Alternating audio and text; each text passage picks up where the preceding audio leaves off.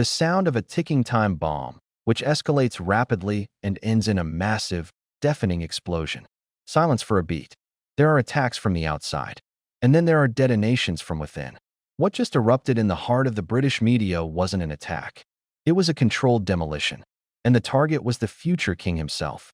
Veteran commentator and royal insider Amanda Platell has just launched a verbal missile strike so devastating, so packed with undeniable truths, that it has left Kensington Palace reeling and Prince William's carefully constructed public image in a pile of rubble. This wasn't a hit piece. It was an autopsy. The sound of a newspaper being slammed onto a desk. Forget everything you thought you knew about the steady, dependable Prince of Wales. Platell's bombshell column has pulled back the curtain on a man plagued by indecision, arrogance, and a shocking lack of vision. And the palace has no idea how to put the pieces back together. For years, the narrative has been airtight. William the dutiful, William the modernizer, William the perfect heir. This image was the one rock-solid asset the monarchy had left after the Sussexit earthquake, the one thing the public and the press could all agree on. He was the savior of the House of Windsor. But Amanda Platell, with her decades of political and royal insight, has taken a sledgehammer to that rock. She didn't just point out flaws. She systematically dismantled the three core pillars of the William brand: the visionary, the family man, and the diligent worker. And what she revealed underneath has sent shockwaves through the establishment. This is more than a bad news day. This is a fundamental crisis for the Caroline reign. Because if the heir is weak, the entire monarchy is weak. The sound of wind whistling through an empty, grand hall. Platell's first and most damning charge is that Prince William is a leader without a cause, a visionary with no vision. She points to his flagship project, the Earthshot Prize. While ambitious and well-funded, Platell argues it lacks the tangible, day-to-day connection of his father's decades of work with the prince's trust. She describes it as a global beauty contest for eco-solutions that feels distant, elitist, and disconnected from the average British citizen struggling with a cost-of-living crisis. Where, Platell demands to know, is William's voice on the issues that truly grip the nation? Where is his heir project for Britain itself? While his father championed youth opportunity and architecture, and his grandmother embodied national service, William's focus seems scattered, international, and strangely aloof. He is, in her words, a king-in-waiting who is waiting for his subjects to come to him, rather than going to them. The accusation is stark. William is playing at being a global statesman while failing to cement his role as a national leader. The sound of a family dinner, which then fades into the sound of a helicopter taking off. Platell's second truth bomb strikes at the heart of William's most cherished public persona, the devoted family man.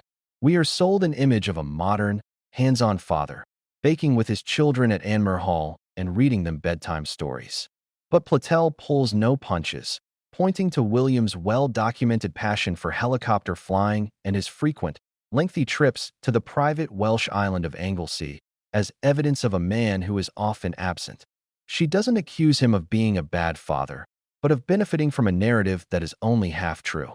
The image of the doting dad, she suggests, is a powerful PR tool that papers over the reality of a prince who still very much enjoys the escape and solitude of his own pursuits, often leaving the heavy lifting of the day-to-day school runs and routines to Catherine. This critique is particularly dangerous because it undermines his relatability. If the family man brand is exposed as a convenient facade, what is left? It paints a picture of a man who enjoys the idea of a perfect family more than the sometimes messy reality of building one. The sound of a pen tapping impatiently on an empty desk. The third and most explosive charge is one that has been whispered in royal circles for years, but never stated so boldly in public, that Prince William is, frankly, work-shy. Platell points to the hard data. William's official engagement count is a fraction of what his father and grandmother maintained at a similar stage. His slimmed-down monarchy model, she argues, looks less like a modernizing vision and more like a justification for a lighter workload. She contrasts his schedule with the relentless, lifelong duty of the late Queen, asking a devastatingly simple question: where is the hunger? Where is the fire? The accusation is that William feels entitled to the crown without being willing to put in the grueling, unglamorous, day-in, day-out work that it requires. This paints a picture of an heir who is going through the motions. A man who sees the crown as his birthright, not as a vocation that demands everything. For a nation that values a strong work ethic, this is the most damaging charge of all. The sound of a frantic heartbeat, muffled voices in a crisis meeting. The reaction inside Kensington Palace has been, according to sources, one of pure panic. Platell is not a fringe critic. She is a respected insider.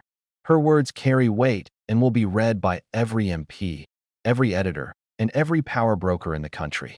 First, the slimmed-down rebrand. The palace's entire communication strategy for William is now in jeopardy.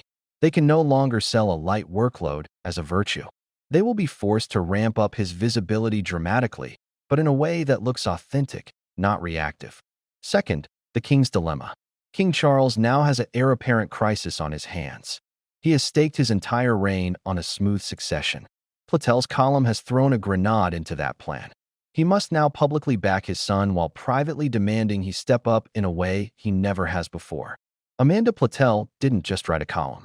She held up a mirror to the future king, and the reflection has cracked. The narrative of Prince William, the flawless heir, is over. The question is no longer if his image has collapsed, but whether he has the strength, the vision, and the will to build a new one from the ashes. The gauntlet has been thrown.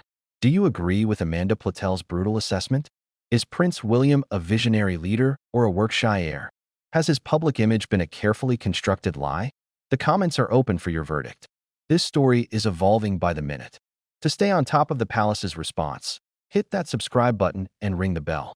The fight for the soul of the monarchy has just begun.